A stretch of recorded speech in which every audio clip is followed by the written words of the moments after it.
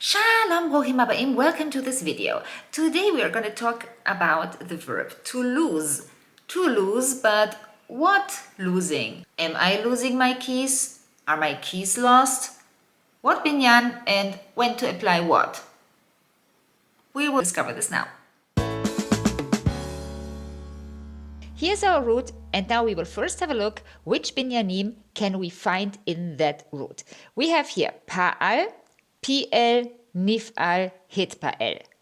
Well, nifal, I have to be honest, is super rare. So nifal we are going to take out. Then we have paal, to be lost, not to lose. So this root here is a little bit special. However, it is very handy when you know how to use to lose. So paal is to be lost, and now Piel is to lose. This is actually the one you were looking for in the first place, I guess, how to say I lost my keys. We come to this in a second.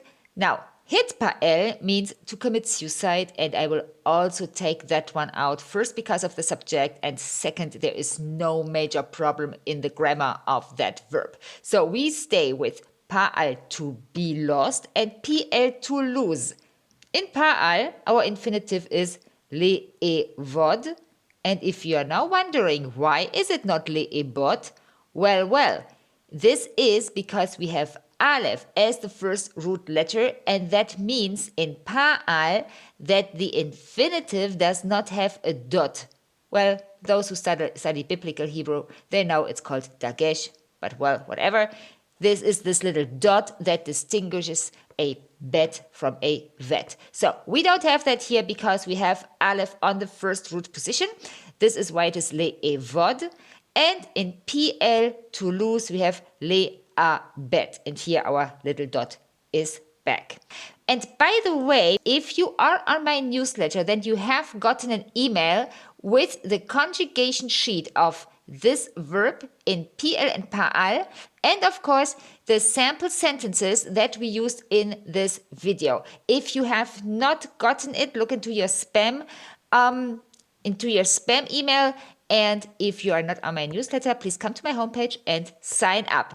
Okay, now we are going to compare those two and the situations. He lost his phone. How do you say that? Hu ibed את הטלפון שלו. Piel, ibed. Remember, here you have the direct object marker. Well, that is just a side comment, but I thought I'd let you know. So, הוא איבד את הטלפון שלו. We are in Piel.